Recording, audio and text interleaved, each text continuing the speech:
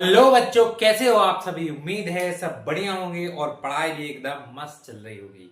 तो स्वागत है आप सभी का आपके अपने YouTube चैनल गणेशाय वर्ल्ड पर, जहां आप पढ़ते हो 11 12 physics chemistry absolutely for free और आपके सारे डाउट होते हैं क्रिस्टल क्लियर। तो चलिए, आज हम फर्स्ट चैप्टर का लास्ट टॉपिक करने वाले हैं। और लास्ट टॉपिक हमारा क्या होने वाला है कि एक आवेशित चालक गोले के कारण हमें विद्युत क्षेत्र की तीव्रता ज्ञात करनी है। हमने क्या किया, इस आवेशित को हमने माना, आपको कंसीडरेशन क्या लिखनी है, माना एक आ त्रिज्या का आवेशित गोला है जिस पर एक समान रूप से आवेश वितरित है। क्या लिखना हमें, एक कैपिटल आर त्रिज्या का एक गोला है जिस पर आवेश क्या है, एक समान रूप से वितरित है। अब हमें क्या करना है, इसकी केंद्र से स्मॉल आर दूरी पर एक बिंदु P है, जिस पर हमें क्या निकालना है, विद्युत क्षेत्र की तीव्रता। अब गोले के लिए हमें तीन परिस्थितियों में विद्युत क्षेत्र की तीव्रता निकालनी है। पहला, इस गोले के बाहर किसी बिंदु पर, दूसरा इस गोले के पृष्ठ पर स्थित किसी बिंदु पर, और तीसरा इस गोले के अंदर स्थित किसी बिंदु पर। तीन बिंदुओं पर हमें क्या निकालनी है, विद्युत क्षेत्र की तीव्रता। तो सबसे पहले हम देखते हैं गोले के बाहर स्थित किसी बिंदु पर विद्युत क्षेत्र की तीव्रता किससे निकालते हैं, गॉस की थ्योरम से। तो हमें क्या करना होगा, इस बिंदु P से होकर जाने वाले एक पृष्ठ की परिकल्पना करनी होगी। इस बिंदु P से होकर जाने वाले एक पृष्ठ की परिकल्पना करनी होगी जो कि गॉसीय पृष्ठ की भांति कार्य करेगा। क्लियर है, क्या लिखना है, एक कैपिटल आर त्रिज्या का एक गोला है जिस पर आवेश एक समान रूप से वितरित है। इसके केंद्र से स्मॉल आर दूरी पर स्थित एक बिंदु P है जिस पर विद्युत क्षेत्र की तीव्रता ज्ञात करनी है। तो हम क्या करेंगे, तो P से होकर जाने वाले एक गोलीय पृष्ठ की परिकल्पना करेंगे। क्या करेंगे, परिकल्पना करेंगे, जो किसकी भांति कार्य करेगा, जो कि गॉसीय पृष्ठ की भांति कार्य करेगा। अब यहां हमने एक गोला लिया है, इसको सर्कल मत समझना, ये गोला है, ये क्या है, एक गोला, सर्कल नहीं, सर्कल समझ रहे हो, सर्कल मतलब 2D, गोला मतलब 3D। अब यदि आप देखो तो इस बिंदु पर, क्योंकि ये आवेशित गोला है, इसीलिए हमेशा गोले से जो विद्युत बल रेखाएं हैं वो कैसी निकलती हैं, लंबवत। तो E की डायरेक्शन कैसी होगी, लंबवत। E की डायरेक्शन कैसी होगी, लंबवत। और ये जो पृष्ठ है, पृष्ठ में जो dl वेक्टर है, dl वेक्टर समझते हो ना, क्षेत्रफल सदिश, क्षेत्रफल सदिश की डायरेक्शन भी कैसे होगी, लंबवत। तो E और dl के बीच में कोण क्या बनेगा, E और dl के बीच में ds है ना, इसको हमने s माना, तो यहां हम लिख देंगे ds वेक्टर। कौन सा वेक्टर, ds। तो E और ds के बीच का कोण कितना बना भैया, E और ds के बीच का कोण बना 0 डिग्री। अब हम देखें बिंदु P से होकर जाने वाला कुल फ्लक्स, बिंदु P यहां हमने कौन सा, एक ds है ना, एक छोटा सा पृष्ठ ds माना है। तो बिंदु P से होकर जाने वाला कुल flux integration of d phi E is equal to कितना आएगा, E ds cos थीटा। कितना आएगा, E ds cos थीटा। पहले कंसीडरेशन लिखना। अब थीटा क्या लिखा है भैया, E और ds, थीटा क्या है, E और ds के बीच का कोण, और E और ds के बीच में कोण कितना है, 0। तो cos 0 की वैल्यू क्या होती है, 1।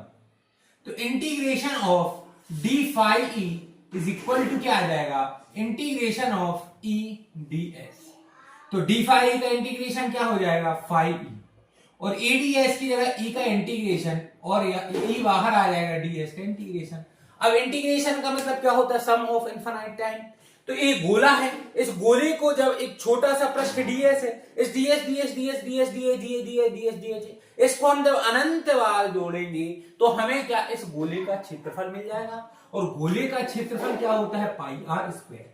क्या होता है, पाई आर स्क्वायर। तो E और इस ds की जगह पर क्या आ जाएगा, इस ds की जगह पर आ जाएगा पाई आर स्क्वायर। क्या आ जाएगा, पाई आर स्क्वायर। आप लिख लेना, जहां जो ds का समाकलन है ये क्या आएगा, गोले का क्षेत्रफल। क्या आएगा, गोले का क्षेत्रफल, गोले का क्षेत्रफल, जो कि कितना होता है, 4 पाई आर स्क्वायर। ठीक है। अब फाई, गॉस की प्रमेय से आपने फाई के बारे में भी पढ़ा, फाई इज इक्वल टू क्या होता है, Q अपॉन एप्सिलॉन नॉट। तो Q upon epsilon naught is equal to क्या आ जाएगा, E into 4 pi r square. अब यदि हम यहां से E की वैल्यू निकालें तो ये कितनी आएगी 4 पाई आर स्क्वायर पूरा कहां जाएगा अपॉन में।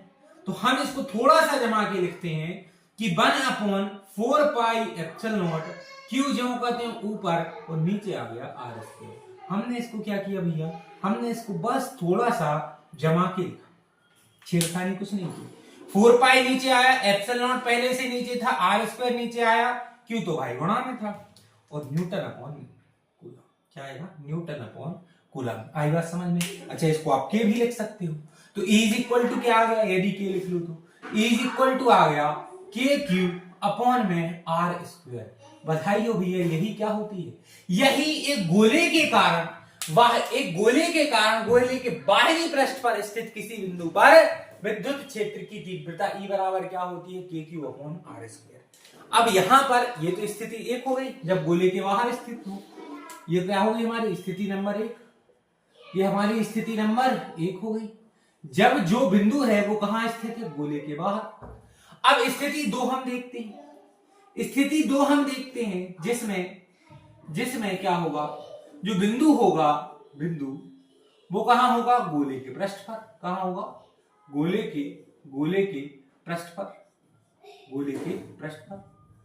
तो इस स्थिति में यदि हम देखें तो यदि ये बिंदु है, ये बिंदु यहां गोले के पृष्ठ पर आ जाए, गोले के पृष्ठ पर आ जाए, और ये तो स्मॉल आर है और कैपिटल आर है, ये कैसे हो जाएंगे बराबर। तो कैपिटल आर और स्मॉल आर हो जाएंगे बराबर, तो E इज इक्वल टू आ जाएगा के क्यू अपॉन में कैपिटल आर का स्क्वायर।